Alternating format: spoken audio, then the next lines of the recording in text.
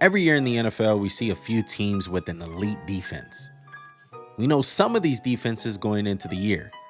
Last year, we knew that the 49ers defense was going to be good, including the Kansas City Chiefs. But there's always that mystery team whose defense seemingly comes out of nowhere. Last year, it was the Cleveland Browns. And going into the 2024 season, that team is the Las Vegas Raiders. What's going on, guys? Welcome to another MJC original video.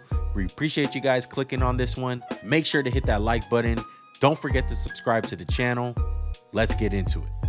I'm sure when you hear about the Raiders, defense doesn't come to mind. But maybe if you think about the history of the Raiders, you'll think about the terrifying defenses that they had in the 70s and the 80s. Those Raiders weren't just football teams, man. It was bigger than that. There was an aura to the team, and specifically the defense. There were outcasts, renegades of the league. Shit, even the owner, Al Davis. Renegade himself, suing the NFL and being at odds with other NFL owners. These Raiders were feared by the rest of the league.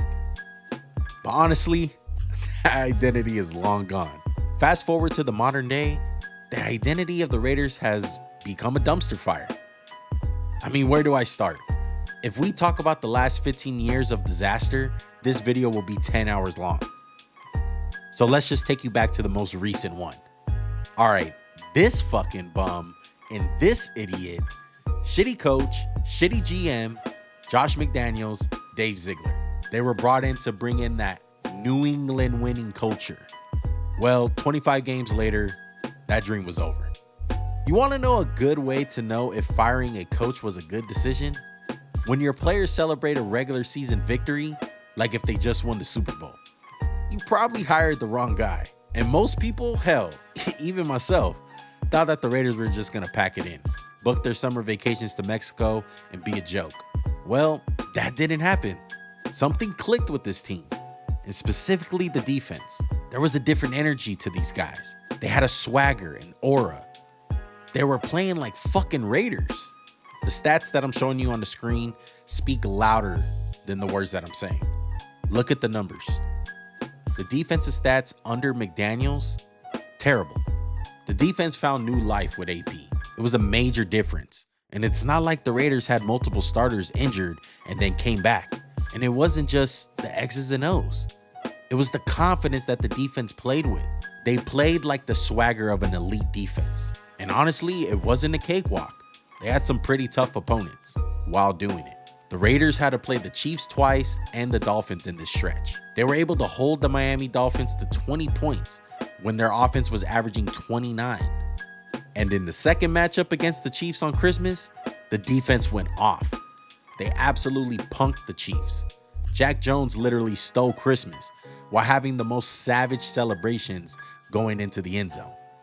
The Raiders won this game after not completing a single pass after the first quarter. It was a glorious sight. It was a great Christmas, if I had to say. This definitely had a major impact on the Chiefs season. Just ask Travis Kelce. At what point in the season did you kind of look around and realize these guys don't have the mentality we should have? We got our ass beat by the fucking Raiders on Christmas. The Raiders. Fucking ruined Christmas. Motherfuckers. God. Dude, Pace has got he had those dudes ready to brawl right there on the field. They are kind of taking old school Raiders mentality. 100%, man, and I love that shit. The last couple of seasons, the Raiders defense has been a one-man show. We've talked on and on and on about Max Crosby. And shit, well deserved. He's one of the best edge rushers in the NFL.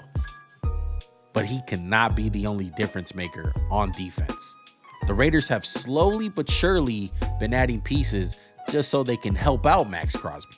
And first order of business for the Raiders was making a big splash in free agency and signing one of the most dominant defensive tackles in the NFL, Christian Wilkins. This provides something that the Raiders haven't had maybe since Warren Sapp and Richard Seymour. This is a true difference maker at the defensive tackle position. Wilkins is a monster on the inside who commands attention.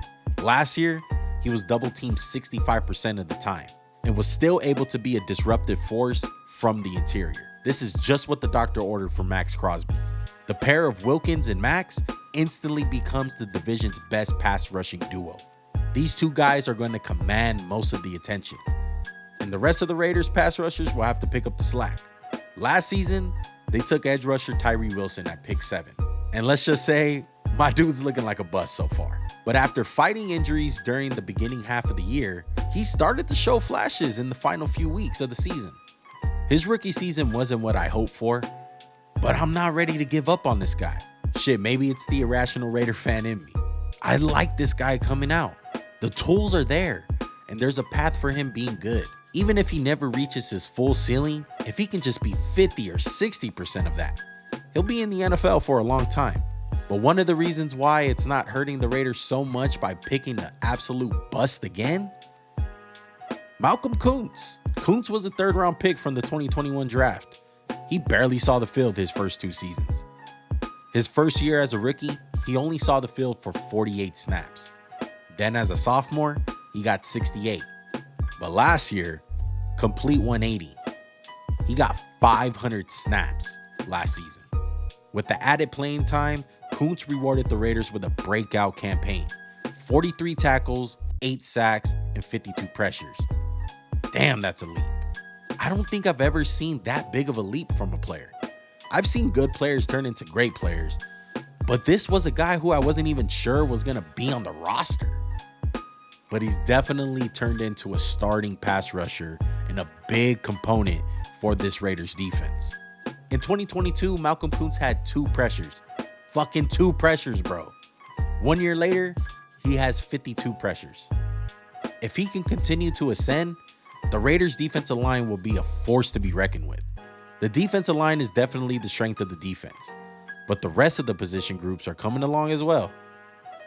Let's introduce you to the linebackers. It's a good mix of Robert Spillane and Divine Diablo. Spillane brings that veteran leadership and reliability, while Diablo is a dynamic athlete who can go sideline to sideline, who is still figuring things out. Diablo has just started scratching his potential, and if he can reach it, he can be a similar player to Patrick Queen, I feel like. Queen started off slow, but once Roquan Smith was acquired, he was able to grow into a very good player who just earned a pretty decent contract this offseason. And I'm not saying Robert Spillane is Roquan Smith, but definitely that veteran presence that can just slow down the game mentally for Divine Diablo and really get him to that next level he needs to be. Diablo can definitely grow into the player I believe he can be. The moves that the Raiders have made for corners have been pretty smart. Let's start off with cornerback 1. They got Jack Jones when he wore out his welcome with the Patriots. Jones has elite corner potential, and getting him was an absolute steal. Let's go to their second best corner, Nate Hobbs. Although he plays nickel, turn on the film on Nate Hobbs. He's one of the best nickel corners in the NFL. For outside corner, there's a rookie that can make a big impact on this defense, who has rare physical skills that he showed off in college. He's a sticky man-to-man corner with some great speed. While I don't think he's going to be elite as a rookie, there are some certain matchups that he can succeed in. Richardson is made for big receivers and tight ends. Having someone like that will go a long way, and especially when you're in a division with Travis Kelce. Let's talk about the safeties. Marcus Epps, who was a big contributor on the Eagles defense when they went to the Super Bowl. He brings that physical edge to the defense and holds up all the communication in the back end. Trayvon Moehrig, he's gotten better and better each year. And after the initial struggles under Patrick Graham, like the rest of the team, everything changed for him when McDaniels was fired. He played his best stretch of games under AP and had a career high in stats across the board. The Raiders are locked and loaded. They added dynamic athletes in the back end and at linebacker, plus a monster on the interior defensive line. One of the things I love about this team that the Raiders just have not had in the past is depth. We don't have to depend on rookies or washed up vets to be big contributors. They can be rotational pieces and step up in moments. For instance, John Jenkins, perfect example. He's a veteran defensive tackle and was a good starter last year. He played 600 snaps at the age of 34 last year. That's almost the same number of snaps that he played in the previous 3 years combined. Let's be real, John Jenkins should not be relied on at this stage of his career. He's a guy that you want coming fresh off the bench, a true rotational guy. The Raiders officially made AP their coach, and he kept Patrick Graham on as defensive coordinator. Graham enters year 3, and this might be the most loaded this defense has ever been since he's been here. He could have easily been let go when the Raiders cleaned house. This is a testament to the work that both Graham and him have done developing young guys on the defense. Patrick Graham has coached the top 10 defense before, in 2020 with the New York Giants. And I'm here to tell you, this Raiders team has more talent than that Giants defense had. And look, I know people are going to yell in the comments and say, you're just a biased Raider fan, you're just being a fanboy. But you know what? Go back and watch those last 9 games from AP and tell me that this defense wasn't elite. I'm going to be real. Just because I think that the Raiders are going to have an elite defense, that doesn't necessarily mean that they're going to win a lot of football games. The offense on this team has some real issues. They don't have a quarterback. But I feel like some of the best defenses in the league take really good pride when their offense can't score because they know they got to be the ones to make the play. They got to score the points. The Raiders have kept so many games close over the past couple years, and that was without the talent that they have now. The Raiders have what it takes to be in an elite defense. They have the recipe. They have an elite edge rusher, an elite defensive tackle, athletes at linebacker, and defensive backs that are absolute playmakers on the ball. But what do you guys think? I'm probably just a biased Raider fan, right? Let us know down below in the comment section. Am I tripping? Am I right? Am I being too biased? Let me know. And if you guys gotten this far into the video, you might as well hit that like button. We greatly appreciate it. And don't forget to subscribe to the channel. We do podcasts. We do little short films like this. We like to call them MJC Originals. And we even do film breakdowns. We hope you guys enjoyed this one. Until next time, I'm out. Peace.